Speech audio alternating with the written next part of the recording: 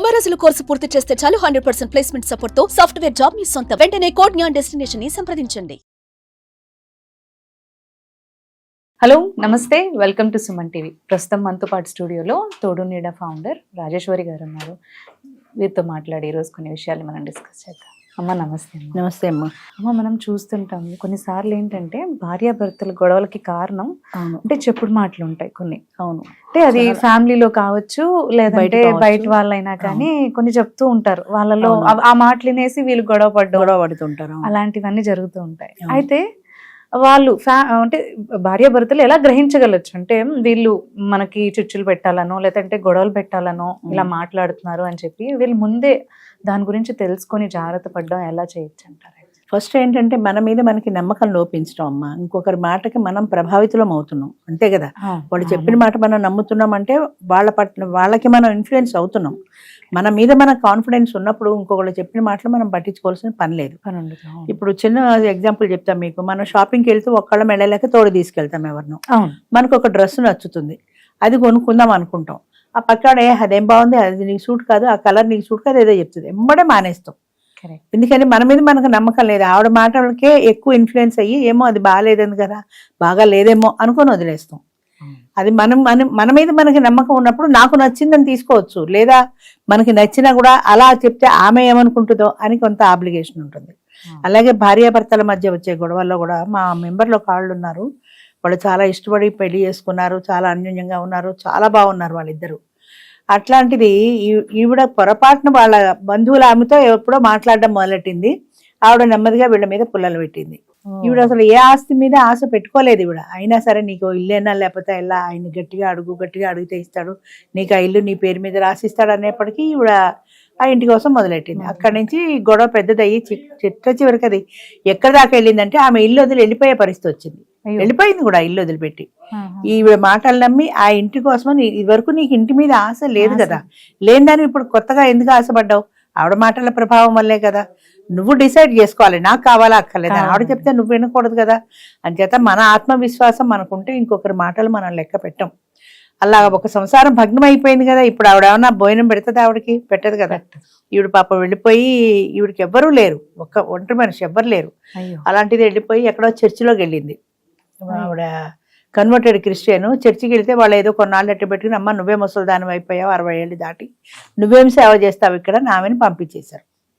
ఇంకో చర్చికి వెళ్ళింది. ఇలా ఎన్నాళ్ళు నీకంటూ ఉన్న ఒక ఇల్లు, ఒక సంసారం, నీకు ఒక స్టెబిలిటీ ఉన్నదా అని వదిలిపెట్టుకొని నువ్వు బయటకు వెళ్ళడం వల్ల ఎవరు నష్టపోయారు?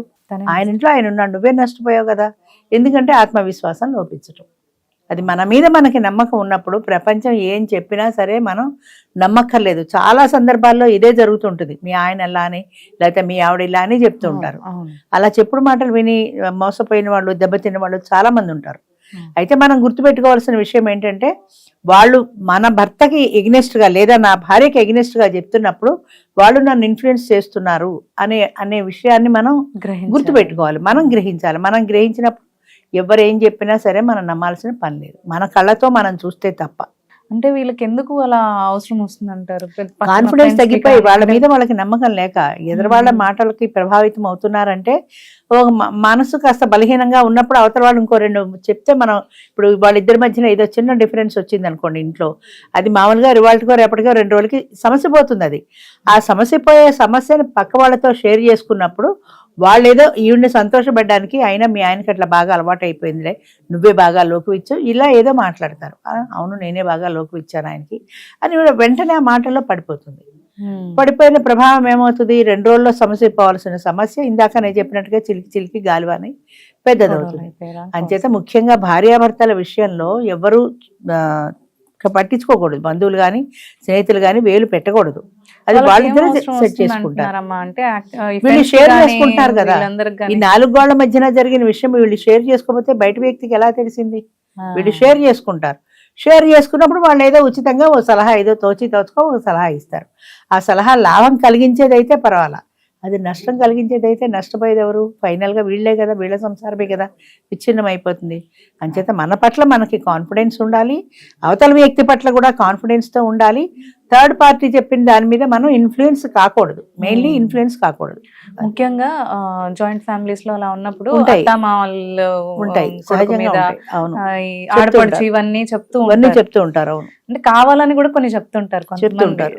మన చాలా ఫేవర్ లో ఉండాలను. చాలా సందర్భాల్లో ఏమవుతుందంటే భార్యాభర్తల మధ్యన ఇలా అత్తగారు ఆడబడుచో ఇట్లా ఏదైనా చెప్తున్నప్పుడు వీళ్ళ ఆ ఇన్ఫ్లుయెన్స్ కాకూడదు. మమ్మీ ఇలా చెప్పింది, నువ్వు ఇలా చేసావు కదా అని భార్యాభర్తల మధ్య గొడవ రాకూడదు.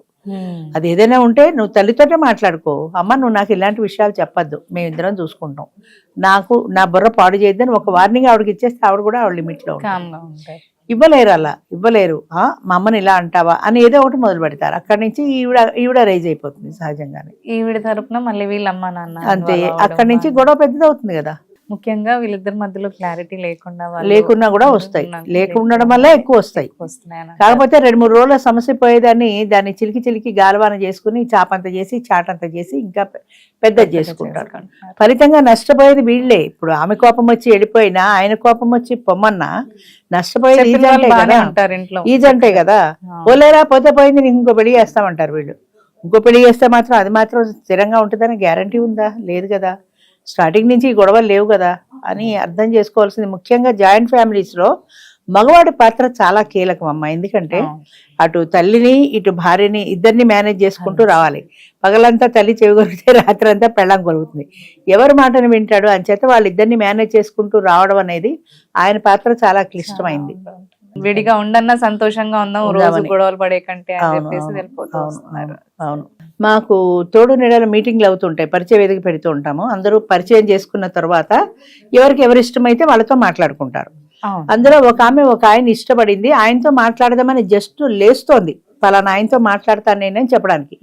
ఈ పక్క ఆవిడ చీర గుంజి ఎంబనడే కూర్చో అంది, ఎంబడే కూర్చుని పోయింది. అది నేను గమనించి అమ్మ నువ్వు మాట్లాడాలంటే మాట్లాడు అన్నా. వెళ్ళలేదు, ఎందుకంటే ఈవిడ వద్దు వాడు బాగలేడు అని అన్న తర్వాత వాడిని చేసుకోవడానికి ఈవిడికి ఇగో అడ్డొచ్చింది. దానికి నచ్చనని నేను ఎలా చేసుకుంటాను అనుకుని మానేసింది. ఆవిడకి ఇంతవరకు పెళ్లిగాల. అయ్యో, ఇది ఇప్పుడు నేను చెప్తున్న దాదాపు 8 సంవత్సరాల కిందట. కేవలం నేను అప్పుడే అమ్మాయిని పక్క అమ్మాయిని కేకలేసాను, ఏమ్మా నువ్వు ఎందుకు చెరగొడతావు, తను మాట్లాడుకుంటుంది, ఆయన బాగున్నాడా బాగాలేదా నీకు అనవసరం కదా అంటే అది నవ్వేసింది. అంటే ఏంటి, దాంట్లో నెగిటివిటీ ఎక్కువ. నువ్వు వాడిని చేసుకోవడం దానికి ఇష్టం లేకపోవచ్చు, లేదా నువ్వు సెటిల్ అయిపోతావు అని బాధ ఏదో సంథింగ్ ఉంటుంది. అంచేత అలాంటి వాళ్ళు మాటలు పట్టించుకోకూడదు. నాకు నచ్చాడు నేను మాట్లాడతానంటే ఏం చేయాలి, వెళ్ళాలి అని వెళ్ళాలి. ఆ కాన్ఫిడెన్స్ నీకు ఉండాలి. లేకపోవడం వల్ల నష్టపోయేది మనమే కదా. 8 సంవత్సరాలు అయింది, ఇంతవరకు సెటిల్ అవ్వలేదు అమ్మాయి. ఇంకా 60 దాటిపోయాయి కూడా, ఇంకా అవడం కూడా కష్టం. అయ్యో, అంచేత ఇలాంటి వాటికి మనం ఇన్ఫ్లుయెన్స్ కాకూడదు. ప్రధానంగా ఏంటంటే మన మీద మనకి కాన్ఫిడెన్స్ ఉండాలి. నాకు నచ్చింది, నాకు నచ్చాడు, అంతే. నచ్చాడంటే నచ్చాడు, ఈ చీర నాకు నచ్చిందంటే నచ్చింది, అంతే. ఇంకొకళ్ళ మాట మీద ఇన్ఫ్లుయెన్స్ అయితే ప్రభావం ఇలాగే ఉంటుంది. చిన్నపిల్లల్లో కూడా, అంటే చిన్నపిల్లలనే కాదు, ఇప్పుడు కాలేజ్ వెళ్ళే వాళ్ళు కూడా ఫ్రెండ్స్ మాట విని చాలా పాడైపోతూ ఉంటారు. ఎక్కువ ఉంటుంది వాళ్ళ ప్రభావం. టీనేజ్ అమ్మాయిల మీద ఇంకా ఎక్కువ ఉంటుంది వాళ్ళలో కూడా. సో వాళ్ళు తీసుకున్న డెసిషన్ మీద కాన్ఫిడెంట్ లేకపోతే అదే నష్టపోతారు, వాళ్ళే నష్టపోతారు. సలహా చెప్పింది ఏం పోయింది, ఏదో సలహా చెప్పేసింది వెళ్ళిపోయింది, కానీ దానివల్ల నీ జీవితం నాశనం అవుతుంది కదా. ముఖ్యంగా చెడుగా నెగిటివ్ గా వచ్చే సలహాలు అసలు తీసుకోకూడదు. దానివల్ల నా నెగిటివిటీ వల్ల నీ సంసారం పాడైపోతుంది కదా. అది పాజిటివ్గా ఉండి ఏదో కోపంలో అంటే అన్నాళ్ళే నువ్వు పట్టించుకోకు, ఊరుకో, అదే తద్దుకుంటుంది అని చెప్తే పర్వాలే. నిన్ను అంటాడా, నీకేం చదువు లేదా, ఉద్యోగం లేదా, నీకేం తక్కువ అని ఇలా మాట్లాడింది కొద్దీ అవును నాకేం తక్కువ అని ఫీల్ అయిపోతుంది. దాని ప్రభావం ఏమవుతుంది, వాళ్ళ సంసారం మీద పడుతుంది. అంచేత పాజిటివ్గా వచ్చే సలహా తీసుకోవచ్చు, కానీ నెగిటివ్గా వచ్చే సలహాలు అస్సలు తీసుకోకూడదు. ఆలోచించుకుని అడుగేయాలంతే. ధన్యవాదాలు. Thank you. సుమన్ టీవీలో మీ పర్సనల్ అండ్ బిజినెస్ ప్రమోషన్స్ కోసం కింది నెంబర్కి కాంటాక్ట్ చేయండి.